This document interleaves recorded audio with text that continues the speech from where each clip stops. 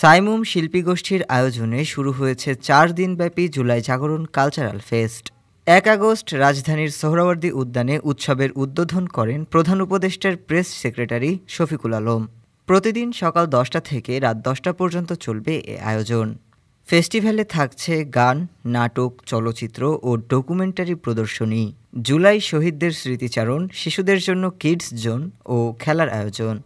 উপস্থিত থাকবেন সংস্কৃতি উপদেষ্টা মোস্তফা সরোয়ার ফারুকী। আয়োজকরা জানান, ২০২৪ সালের ফ্যাসিবাদ বিরোধী গণ আন্দোলনের চেতনা নতুন প্রজন্মের মাঝে ছড়াতেই এই আয়োজন।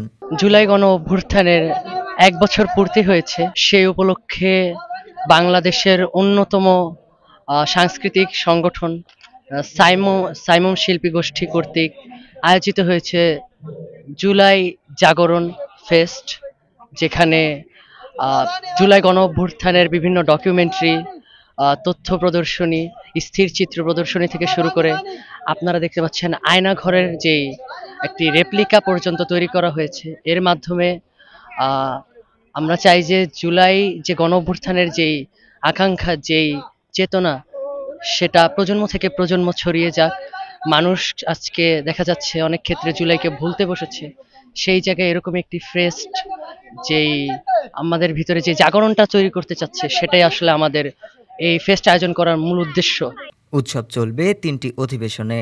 বিশেষ আকর্ষণ আয়নাঘর প্রদর্শনী, শহীদ মানচিত্র, গ্রাফিতি আর্ট ও আন্দোলন ভিত্তিক স্মারক বইয়ের স্টল। একজন নাগরিক হিসেবে সাইমুমের এই ফেস্ট বাংলাদেশের ২৪-এর যে গণ আন্দোলন হয়েছে, যে ছাত্রদের নেতৃত্বে যে আন্দোলনটা হয়েছে, সেই আন্দোলনের স্মৃতিটা আমরা ধরে রাখার জন্য সাইমুমের এই ফেস্টটা আসলে খুবই ভালো উদ্যোগ। ফ্যাসিস্টের বিরুদ্ধে মানুষের মন মানসিকতার আরও পরিবর্তন হবে।